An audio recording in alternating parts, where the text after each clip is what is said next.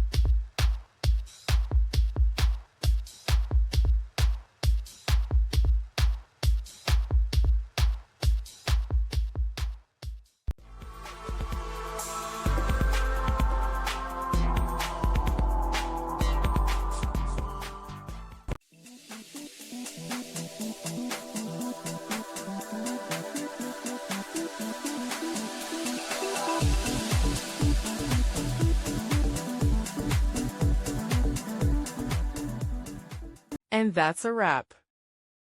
I hope you found the answer you were looking for.